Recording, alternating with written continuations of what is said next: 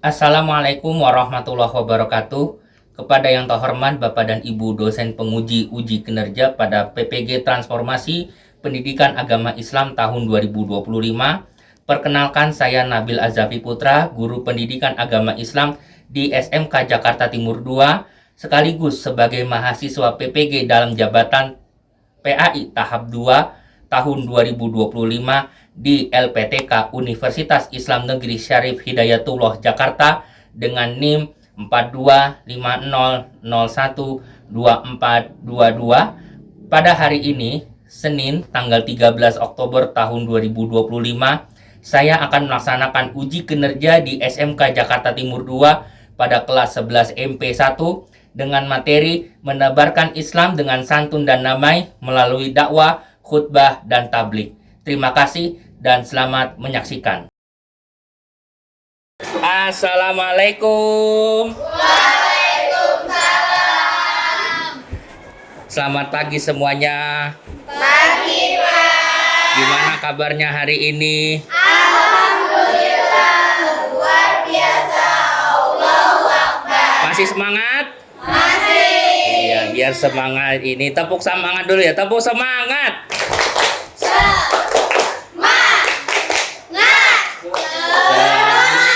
Oke, semangat pagi. Mudah-mudahan ceria, mudah-mudahan ilmunya bermanfaat. Amin. Oke, sebelum kita mulai berdoa, kita cek dulu kerapihan kalian. Mungkin bajunya masih dikeluarin, tolong dimasukin. Mungkin yang merasa kurang rapi, tolong dirapikan terlebih dahulu ya. Yang rambutnya masih kelihatan itu silakan dirapikan kembali.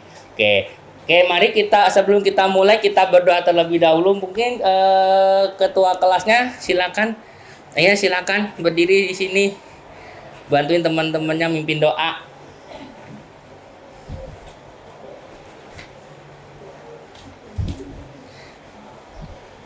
Sebelum memulai pembelajaran hari ini, alangkah baiknya kita berdoa terlebih dahulu. Berdoa dimulai.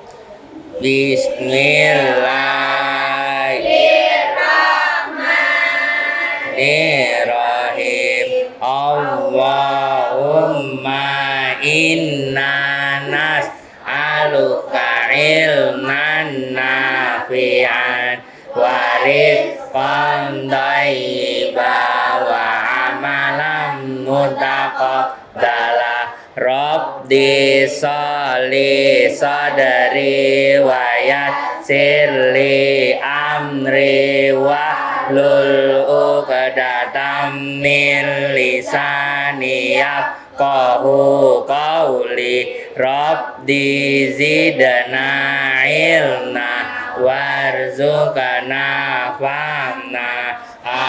Amin. Terima kasih. Silakan kembali ke tempat. Mungkin untuk menambah semangat nasionalisme kita, mungkin kita silakan berdiri terlebih dahulu. Silakan untuk kita menyanyikan Indonesia Raya bersama-sama. Silakan kita berdiri, kita menyanyikan lagu Indonesia Raya.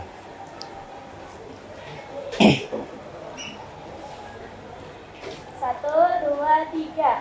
Indonesia, Tanah airku, tanah tumpah darahku. Di sanalah aku berdiri, jadi pandu ibuku. Indonesia kebangsaanku, bangsa dan tanah airku. Marilah kita berseru, Indonesia bersatu. Hiduplah tanahku, hiduplah negeriku, bangsaku, rakyatku semuanya. Bangunlah jiwanya, bangunlah badannya untuk Indonesia Raya. Indonesia Raya merdeka, merdeka, tanahku tanahku, negeriku yang ku cinta. Indonesia Raya merdeka, merdeka, hiduplah Indonesia Raya. Indonesia Raya merdeka, merdeka, tanahku, negeriku yang ku cinta. Indonesia Raya merdeka, merdeka, hiduplah Indonesia Raya. Ya, silakan duduk kembali. Terima kasih kepada Destiana. Ya. Oke, sekarang kita absensi terlebih dahulu ya. Siapa hari ini yang tidak masuk? Saya absen dulu kehadiran kalian ya masing-masing. Oke, saya absen dulu ya biar ini. Adinka, Anissa Almakfiro, hadir. Anissa Desila, OSIS mau lagi OSIS ya. Audrey, hadir. Aulia ini ya lagi sakit ya. Aura sakit. Oh, lagi goib. Maridoh ya, Maridoh. Bunga, oke. Destiana hadir. Dinda, oke. Destiana, oh Dede ya, Destiana, Dinda, Elsa. Izin ya, nggak? Izin kemana dia? Pulang kampung kali ya, gak tahu ya. Indah hadir, oke. Irfana sakit ya. Oh, Janatun OSIS. Kaila, oke. Kalisa sakit. Husnul sakit. Liana, oke. Manda, Mayada, Mutiara Fazila, nggak tahu. Wah, izin ya, nggak tahu kemana ya. Mutiara Nur, oke. Naila Ayu, Nabila Cinta, Naila Ayu, Naila Ayu, Nabila, Nabila dulu, Naila, Nova, oke. Rifa ya, OSIS ya. Oh, Rika, OSIS. Rosniati, OSIS. Sabila, OSIS. Safia, oke.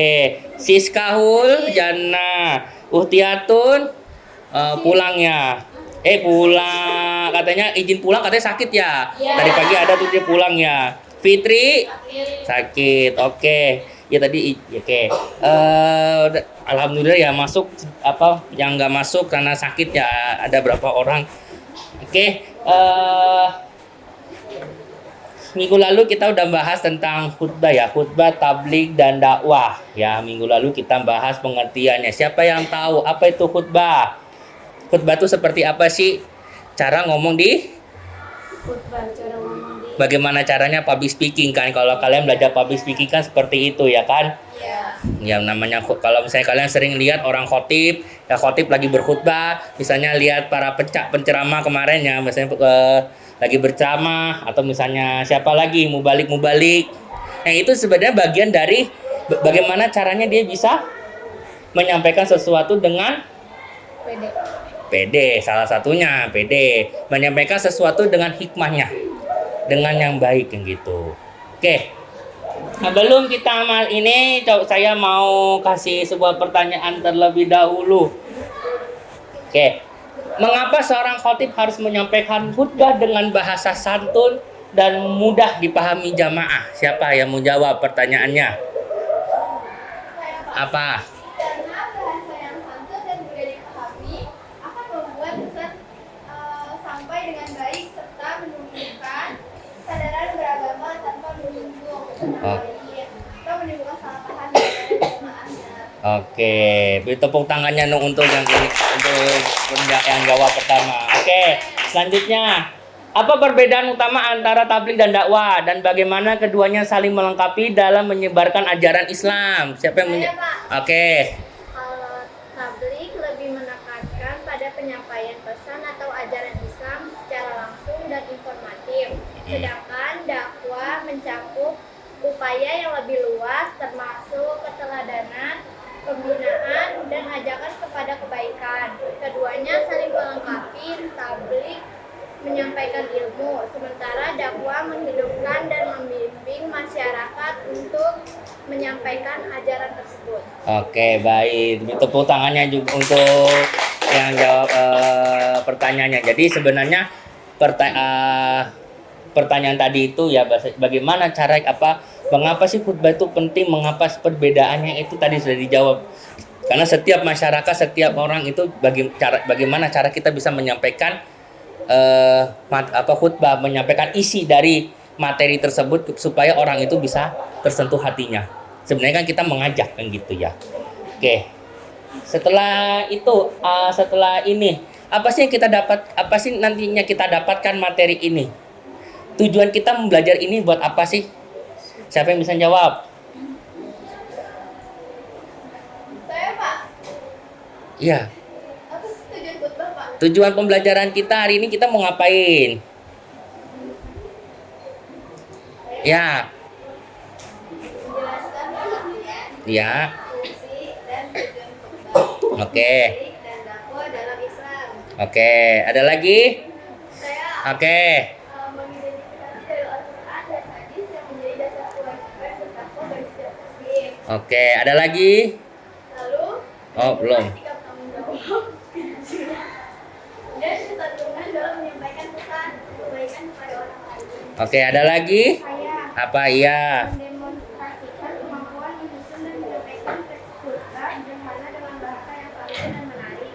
Terus merefleksikan pentingnya peran generasi muda dalam menyebarkan nilai-nilai Islam melalui media yang relevan termasuk media sosial. Oke, beri tepuk tangannya untuk semuanya. Oke, apa sih motivasi kita bagaimana seorang pendakwah, seorang mubalik untuk menyampaikan sesuatu itu caranya gampang. Ada sebuah hadis, sampaikanlah kepadanya walaupun satu ayat. Kita nyampein sesuatu kepada orang walaupun satu ayat bisa mengena, insya Allah berhasil. Ngena orang itu. Oke. Sekarang kita langsung ke pembahasan kita hari ini. Apa sih khutbah itu? Siapa yang bisa jelaskan? Siapa yang bisa ini? Apa sih khutbah itu? Khutbah adalah penyampaian pesan atau nasihat yang berkaitan dengan ketakwaan kepada Allah. Kenapa kita harus berkhutbah? Ya enggak? Sebenarnya kita harus berkhutbah itu sebagai cara kita mengajak kepada manusia untuk bertakwa kepada Allah. Selain itu juga khutbah, contohnya apa sih khutbah tuh? Kita laksana khutbah tuh kalau dalam kegiatan sholat apa? Terus apa lagi? Sholat Idul Fitri. Terus apa lagi? Sholat Idul Adha. Apa lagi? Sholat taraweh. Taraweh bukan. Taraweh itu nanti masuknya ke sini nanti. Dakwah, ceramah, maksudnya kultum masuknya. Ada lagi? Sholat istisqa. Sholat gerhana. Itu biasanya ketika kita melaksanakan sholat gerhana itu sebenarnya sholat gerhana itu nggak setiap hari kita laksanakan. Itu ketika kita laksanakan juga jarang bahasanya kan. Apalagi kalau sholat istisqa itu kan sholat minta hujan. Yang paling sering itu adalah sholat Jumat. Makanya ketika misalnya laki-laki melaksanakan sholat Jumat, di situ ada seorang khotib menyampaikan khutbahnya, yaitu tujuan utamanya mengajak kepada manusia untuk bertakwa kepada Allah salah satunya. Sesuai dengan perintahnya. Ya, silakan untuk tabligh Alma untuk membaca. Apa itu tabligh? Menyampaikan pesan atau nasihat yang berkaitan dengan ketakwaan terhadap Allah Subhanahu wa taala sesuai dengan perintahnya dan dengan memperhatikan syarat dan rukun tertentu. Oke. Tabligh itu sebenarnya adalah menyampaikan sesuatu, menyampaikan pesan kepada jamaah, pesan kepada manusia, yang paling penting ketakwaan kepada Allah. Perbedaannya adalah kalau khutbah itu secara terperinci, ada rukun syarat tertentu. Tapi kalau tabligh dilaksanakan kapanpun dan dimanapun. Contohnya apa kalau misalnya tabligh ini? Contohnya Ketika acara apa? Ada yang tahu? Ayo. Coba kelompok ini, tablik itu apa ketika kalian misalnya dengar kata tablik itu acara apa sih biasanya? Ada yang tahu? Apa ya? Siapa yang tahu? Apa? Maulid. Maulid. Terus apa lagi? Apa lagi? Isra Mi'raj. Apa lagi? Banyak ya sebenarnya tablik akbar tuh banyak ya. Misalnya tasyakuran tahun baru Islam. Oke, ada lagi?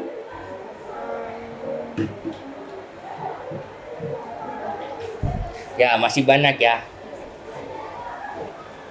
Oke, nah terus pengertian dakwah apa? Dakwah itu mengajak orang lain untuk meyakini kebenaran ajaran Islam. Oke, silakan lanjutnya kita dalilnya. Coba silakan baca. Siapa yang mau baca? Oke, silakan baca.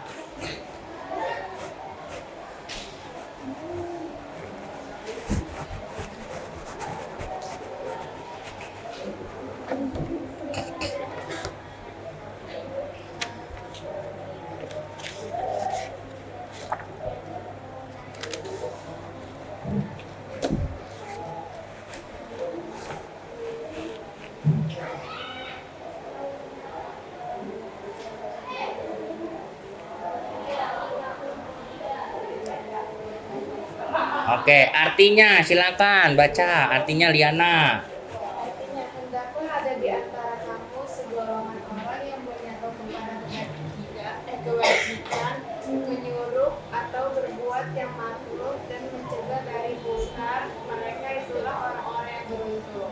Quran Surah Ali Imran ayat 104.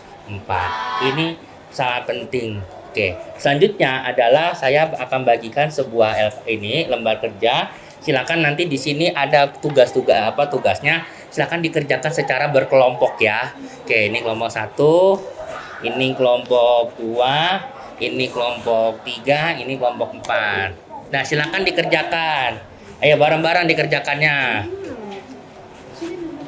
Kenapa? Kalau misalnya ini nggak tahu, nggak langsung aja di sini. Nama nanti aja gampang. Langsung aja. Apa? Hah? Ya, dipresentasikan. Iya, nggak apa-apa.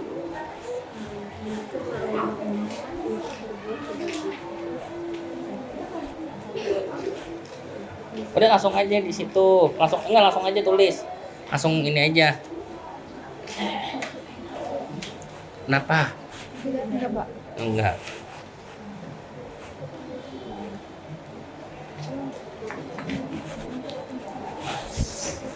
Ya, ini kelompok ini ada kesulitan kah? Belum, Pak. Belum. Lagi baca.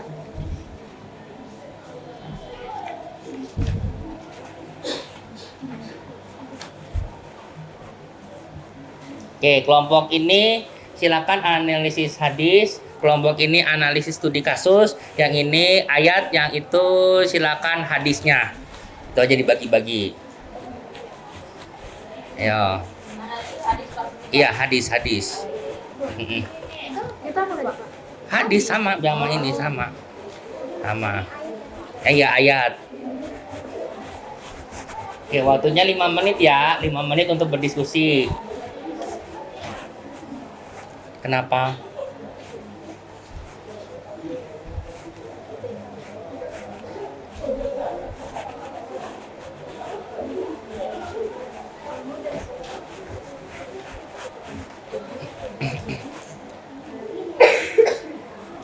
Kenapa? Lagi mikir. Ayo.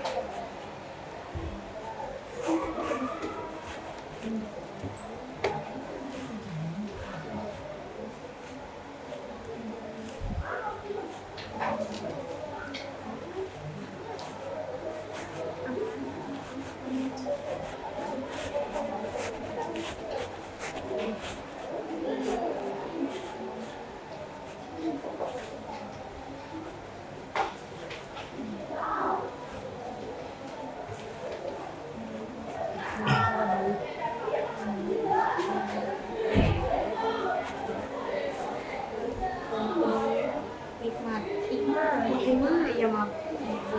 Ya maaf. Siapa yang sudah selesai? Ayo, segera ya.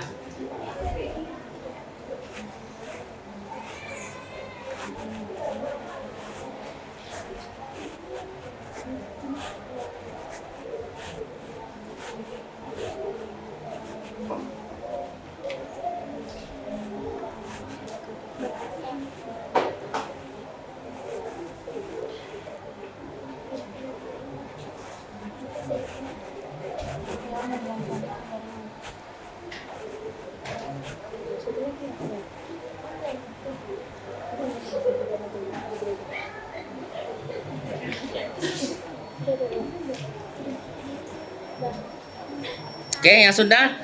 Sudah? Ayo silakan maju dijelaskan. Ayo. 3 orang perwakilan. Gak apa-apa, maju 3 orang. Ayo silakan. Siapa yang sudah siap? Siapa yang siap? Ayo silakan maju. Dah.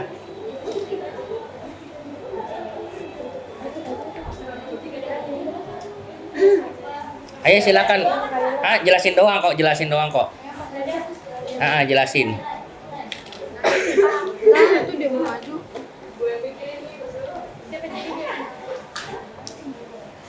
Ayo silakan.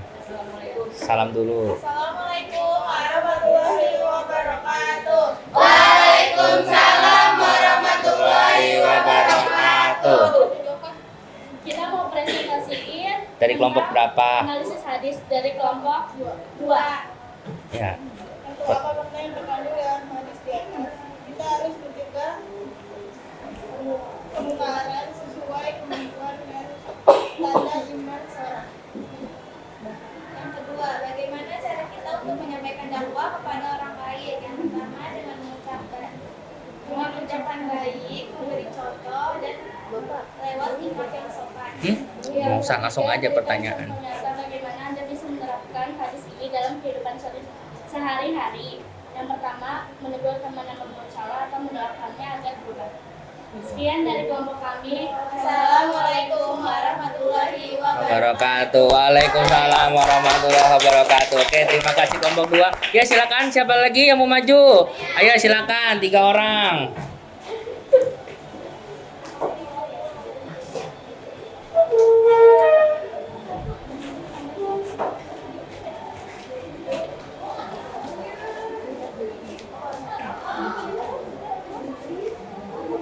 Ayo mulai. Assalamualaikum warahmatullahi wabarakatuh. Waalaikumsalam warahmatullahi wabarakatuh. Kami dari kelompok 3 ingin tentang surah ayat.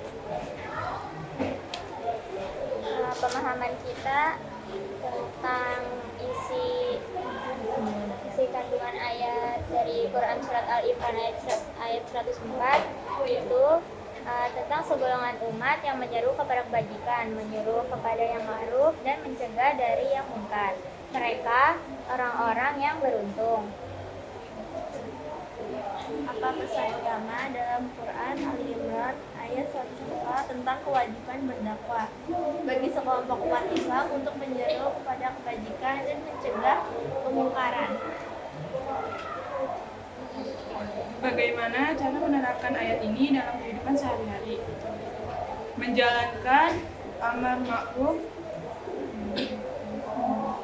nahi munkar, yaitu mengajak kebaikan dan mencegah kemungkaran. Sekian dari kelompok kami. Wassalamualaikum warahmatullahi wabarakatuh. Waalaikumsalam warahmatullahi wabarakatuh. Ya silakan lagi. Ya silakan. Ayo 3 orang.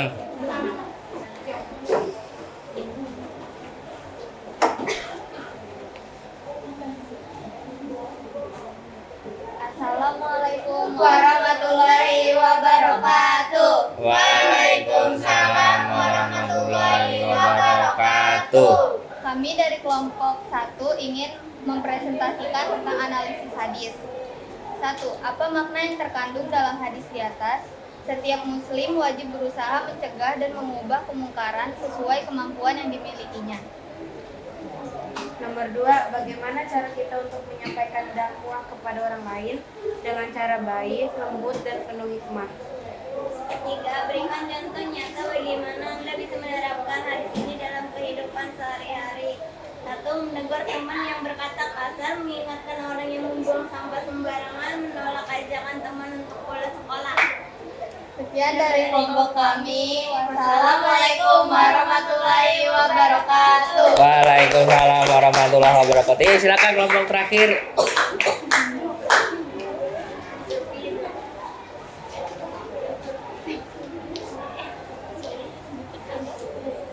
Ayo langsung mulai. Assalamualaikum warahmatullahi wabarakatuh. Waalaikumsalam warahmatullahi wabarakatuh. Di sini kami kelompok 4 akan menjawab studi kasus yang tadi Bapak berikan. Yang pertama, apakah cara Ahmad berdakwah sudah susah? Soalnya, seorang siswa bernama Ahmad aktif berdakwah di media sosial dengan membagikan video singkat berisi ajakan berbuat baik dan menjauhi maksiat.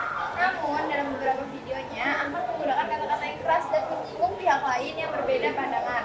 Pertanyaannya, apakah cara Ahmad berdakwah sudah sesuai dengan prinsip khutbah, tabligh, dan dakwah dalam Islam?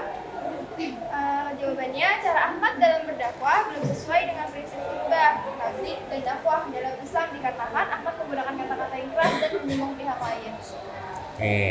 Pertanyaan kedua, jika Anda berada di posisi Ahmad, apa yang seharusnya Anda lakukan? Jika saya berada di posisi Ahmad, saya akan menggunakan bahasa yang baik dan tidak menyinggung pihak lain.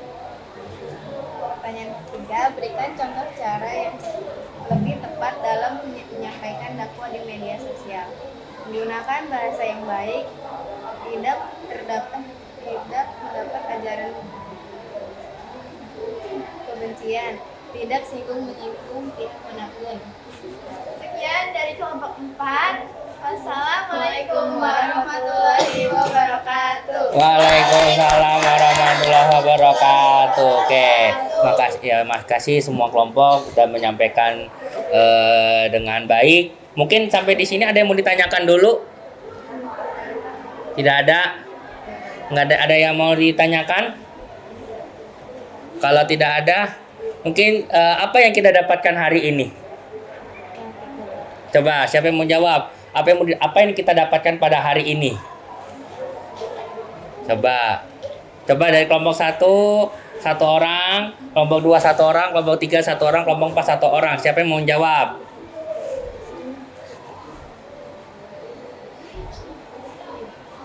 Siapa dulu yang mau jawab? Apa yang kalian dapatkan ketika kalian belajar tentang materi hari ini? Ya.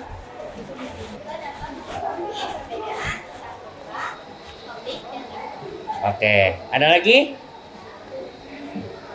Siapa?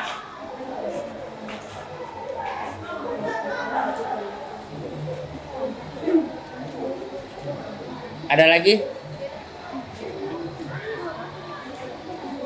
Ya. Bahwa kita tahu isi kandungannya surat Ali Imran ayat surah ketiga ayat 1. Isi kandungan Ali Imran 1/4 tentang mengajak kepada kebaikan, mengajak orang pada kebaikan. Ada lagi? Satu lagi. Siapa?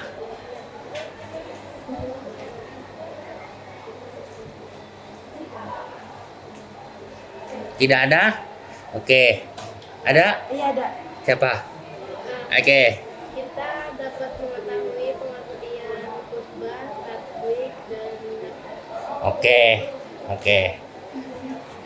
Mungkin itu materi kita hari ini. Mungkin untuk penugasan berikutnya nanti silakan dipelajari Ali Imran 1/4. Terus juga hadisnya nanti kita akan belajar tentang syarat dan rukun seorang khotib, bagaimana syarat dan syaratnya rukun khutbah, bagaimana syarat perbedaan segala macam. Oke, sebelum kita akhiri silakan ketua kelas untuk memimpin doa penutup. Silakan.